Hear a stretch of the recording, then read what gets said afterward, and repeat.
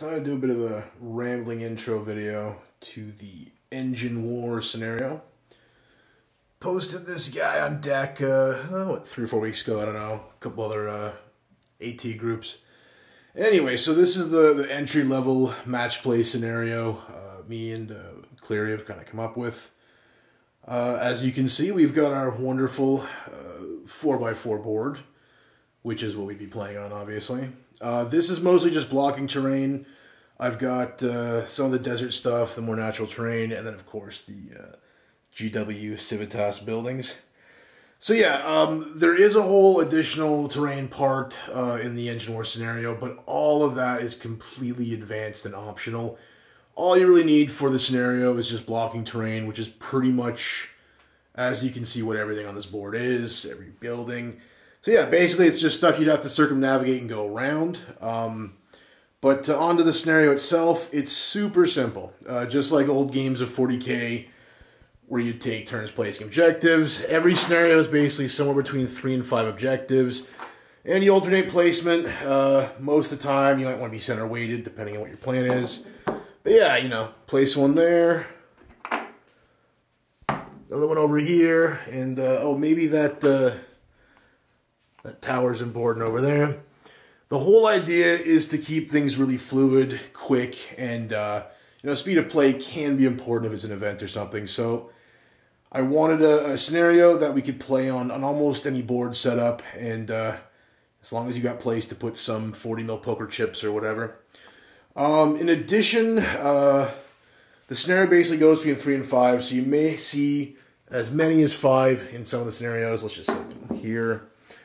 One more there. I don't think that's a realistic example of where they would end up, but what is nice with the freedom of placement is, assuming it's more of a thematic board, you could place it like next to that church or something. That might be important, some kind of basilica, or hey, maybe that big center building is you know, the seat of the local government or something, and you know, one side, the non-trader side, might want to protect it. All right, what else can I say?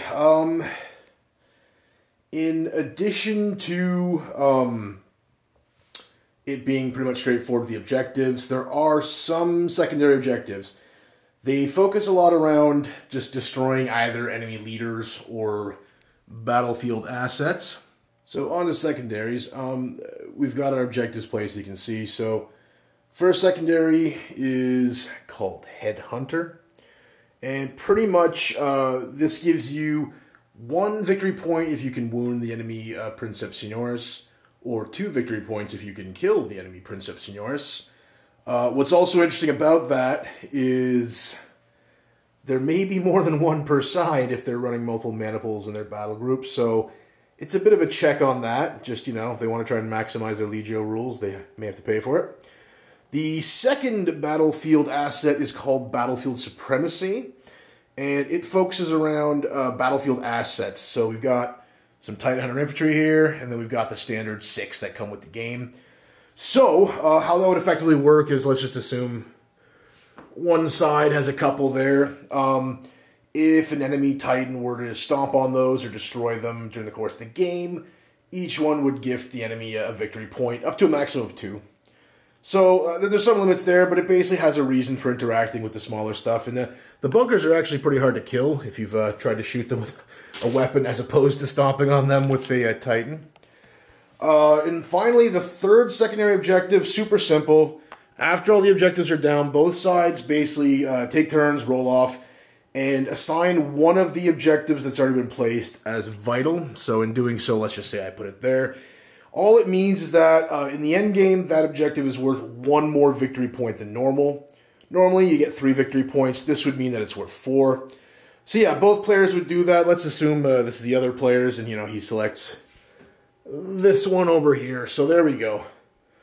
Both of those objectives would be vital, and yeah, it's just a way of perhaps doubling down on a defensive position, or doubling down on an attack, or maybe just for fluff reasons, you know.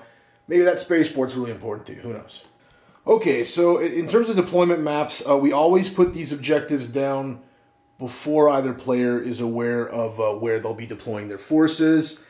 The problem is, if we're going to do a tournament packet, that is something that does change, so On the rare occasion that we'd be playing an engine war scenario for a tournament, you would know in advance what deployment maps are before you put down your objectives. It does change things a little bit, maybe more cynically, but what can you do? On to the actual deployment maps.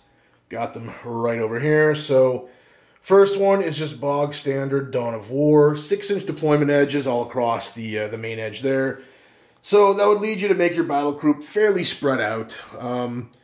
Pretty boring, pretty bog standard, but what can you do? The next one, flank march. You basically do a 2 by 1 foot box in the center of each board edge. That one is interesting because both sides end up being potentially 24 inches from each other, at least with some Titans.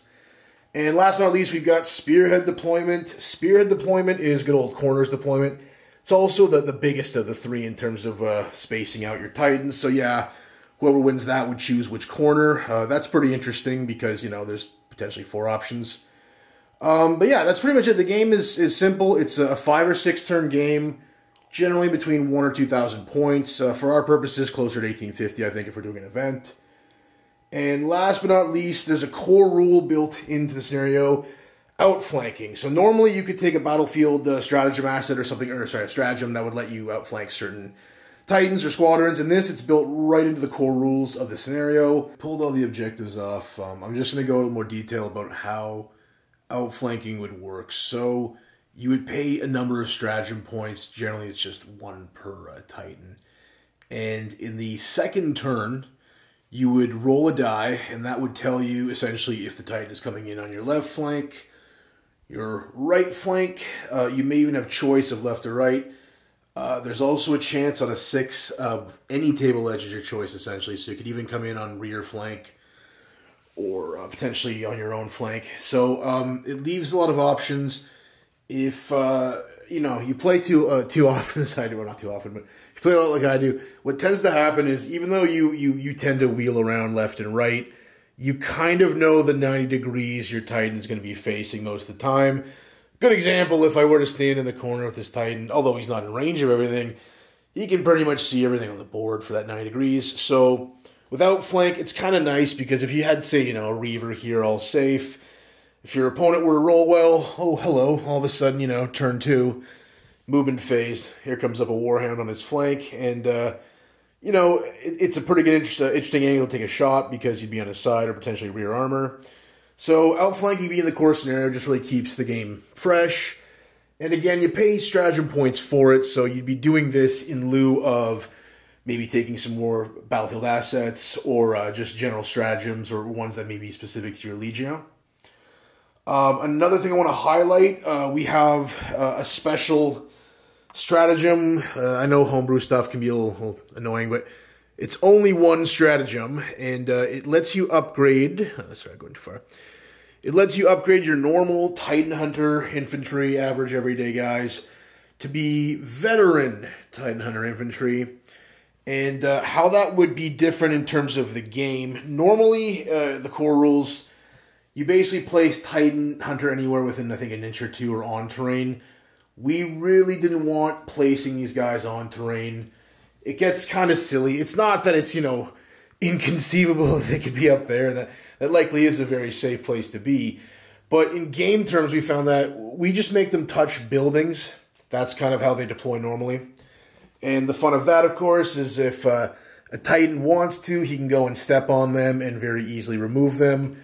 A reason that's such a fun part of the game as well is these things tend to soak up just as much firepower as a bunker. They're in every way as resilient.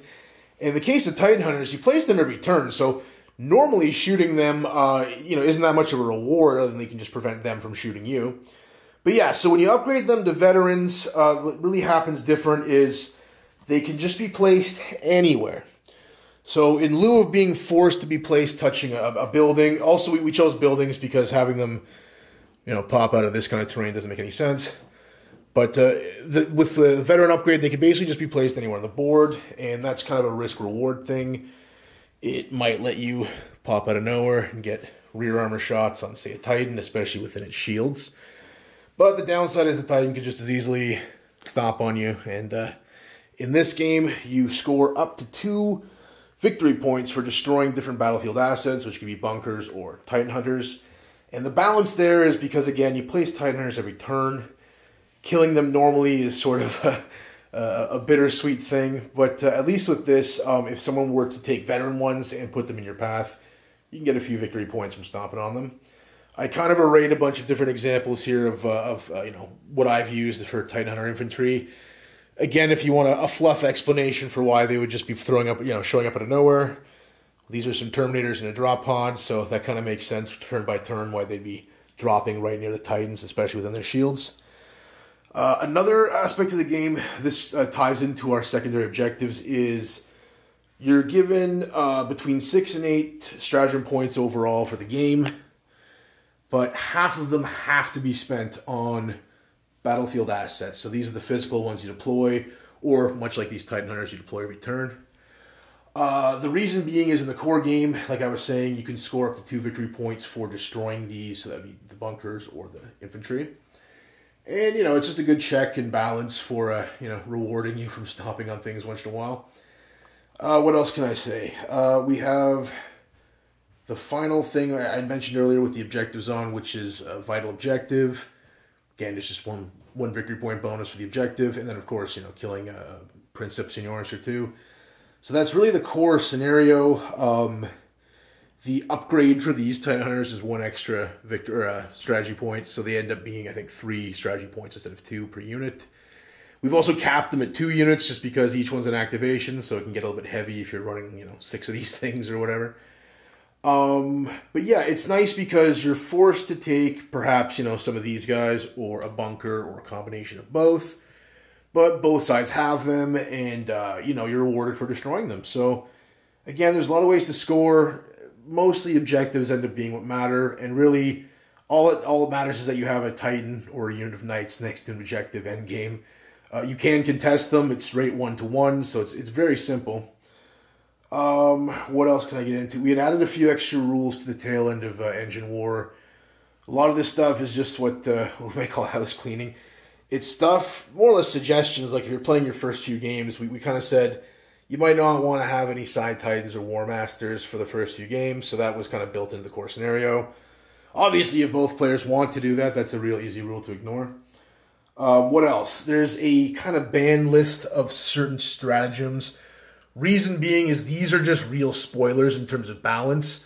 Some of them do crazy stuff, like they may be an environmental effect for the rest of the game or alter the game's length. So again, these are all great objectives to play with, in everyday games. But in terms of Engine War, we've just kind of 86'd them to make it easier. And lastly, there are no tertiary objectives. Normally, as part of stratagems and stuff, you can take little extra missions you can add to your scenario. And we just really wanted to not complicate things. As well as part of the no tertiary objectives, any Princeps Senioris trait that would give you a tertiary objective, we just don't allow for the scenario. So yeah, you would make 1,000 to 2,000 point list. Like I said, we've been doing around 1850.